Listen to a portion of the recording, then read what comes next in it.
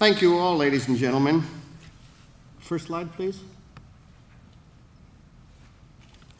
What information consumes is rather obvious. It consumes attention of its recipients. Hence, a wealth of information creates a poverty of attention. Herbert Simon, economist and Nobel Prize winner, 1968.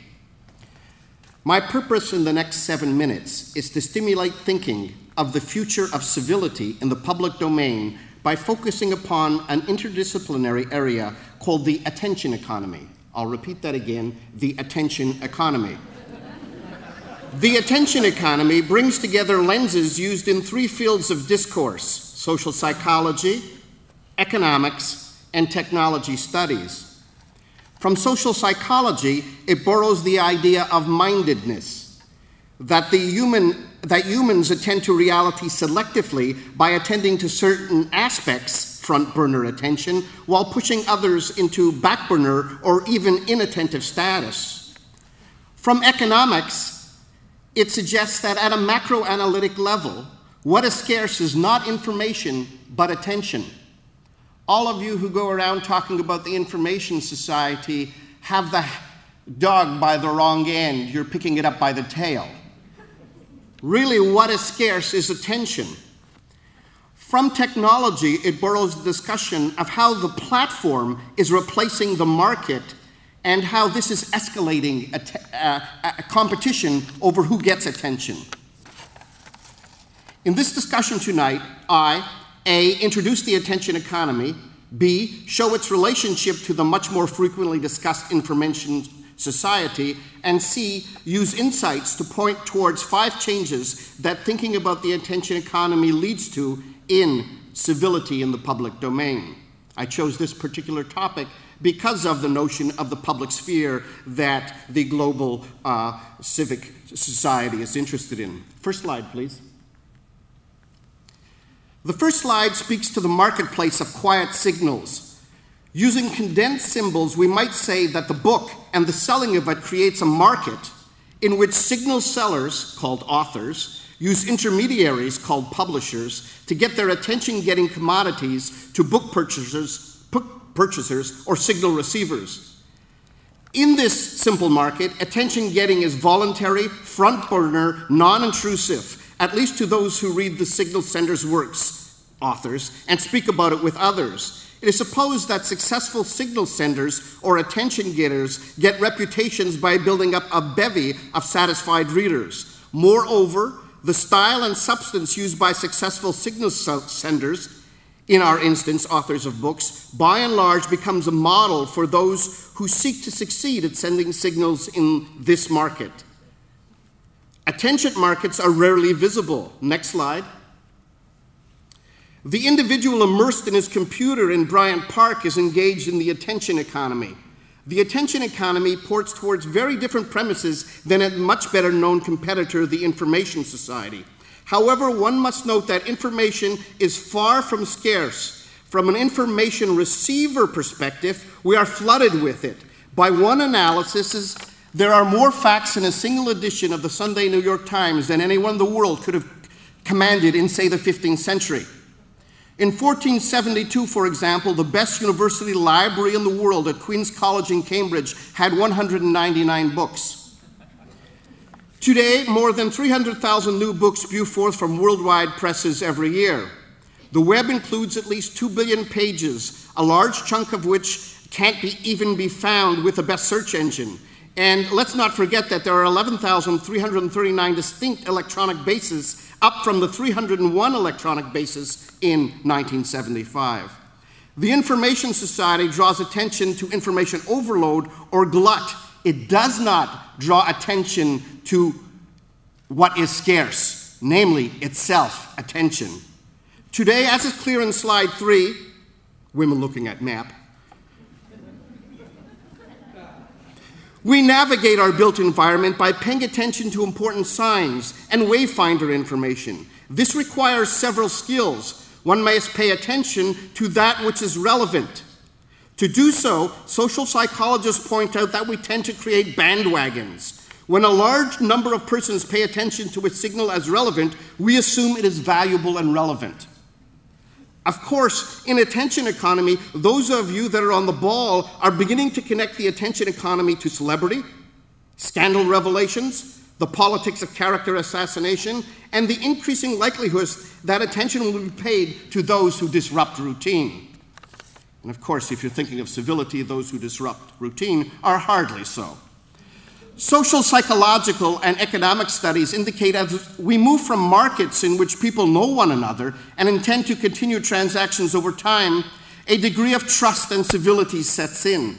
This is not accidental. The chauffeur who drives his or her client about on a daily arrangement is less likely than the taxi with a tourist in tow to take the long way around. In the next slide, notice how humans form large groups of anonymous others, and when they do so, the architecture of the platform begins to replace the quiet symbols of the other market. The other market is the bazaar or the village. The people on the bridge indicate that by and large, platforms organize the flow of people signaling to one another. One of the most important but least understood components of the attention economy is that the shift towards platforms as a means of engaging in attention giving and receiving transactions changes the way we are going to think about the public sphere. Platforms are attention stages. I'm on one right now, where signal senders and receivers are empowered to select what others will pay attention to. On these platforms, the owners of platforms, whether Apple's App Store, Rogers Mobile, Google, the Georgia Strait personal ads, or Craigslist's, whether these be publicly traded companies or open source communities, all lead us to the very bandwagons that organize what it is we pay attention to. Those who receive attention on the platform are said to earn it. Notice the economic. After all, their attention signal beat out its competitors. The platform creates the stage for the public square of the future. Next slide. It is the commons. This commons is held together by the aggregation of bandwagons, but now at the level of massive, even global numbers. Even as we have seen in experiencing the platform, like the Olympics and its impact upon upon Vancouver, there is a positive affect to the intelligent crowd and a negative affect to the brutal crowd. The new common escalates competition. To draw large numbers of people and businesses, attention-grabbing behavior is highly rewarded. Signal senders placed on the platform attempt to grab attention. That, by the way, is what marketing tries to do very well.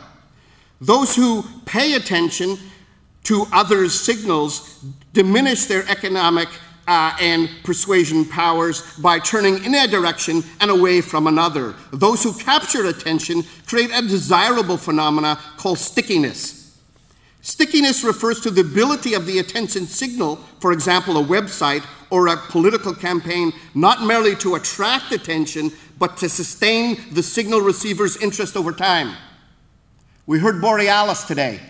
Music not only must capture your attention, but in its movement, sustain it. The greater the stickiness, the more likely that the platform becomes a sustained attention platform and is capable, by and large, of developing a smart and intelligent crowd. In the next slide, Times Square cacophony, the brutal crowd. One sees what I believe within the attention economy, a logic that is not only embodied in the Ethernet or cyberspace, but also in bricks and mortar. Times Square speaks to a complex attention economy commons. The architecture of the platform attracts huge numbers of strangers. From the signal receiver's perspective, one can certainly conjecture that there seems to be a heck of a lot of information overload here. However, platform owners and signalers are very happy with the increased flow of voluntary signal receivers that seem to travel great distances in order to be where they believe the action is. Next slide. The future commons is a complex one, and I have yet to figure out whether it's brutal or kind. Like the young people in the slide before holding up their cell phones, the attention economy calls attention to platforms and stages which has increasingly become scattered and exists in virtual space with virtual property and with virtual reputations. In this brief discussion today, I'm not going to look at specific platforms like Facebook, which promises both a quiet spot for the development of personal relationships embedded in friendships and the means of letting strangers know who and what you are, as well as a contender for virtual public space in a business. What is required on the platform is to recognize that the more voluntary the relationship is to the attention, the more back burner it is, and the more non-intrusive it is, the more likely it is to be intelligent and kind. As promised, I shall provide 5 suggestions on how the attention economy is going to impact civility in the commons. Last slide. We are here. This is the place in which we design our commons. It is important to recognize that what you pay attention to is who you essentially are in the process of becoming. Number 1, emotions, particularly a high level of pitch, are going to increase in public messaging and become part of the commons. We have to figure out largely how to build strong, controversial emotions into the commons. Families know how to do this, but by and large, businesses still have trouble with this. Certainly politics has troubles with it. Emotions in the commons means that essentially individuals are going to act disruptively, erupt, or show a great deal of libido. And the commons has always had trouble with disruptive signs of libidinous energy. Number 2, rudeness captures attention and becomes an ongoing problem in civility in the commons.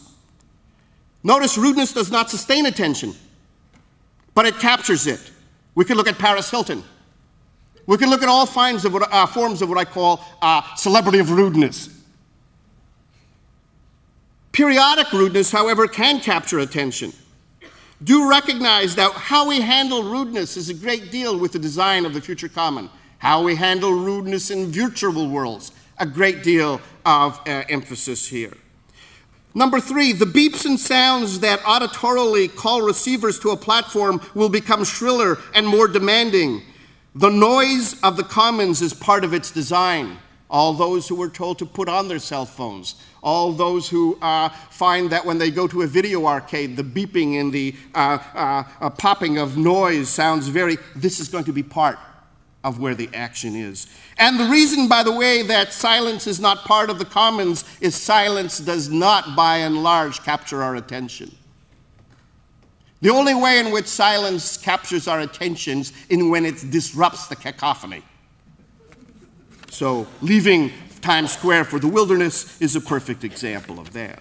Number 4, the use of avatars, assumed identities, and virtual identifiers as a means of entering platforms will multiply exponentially.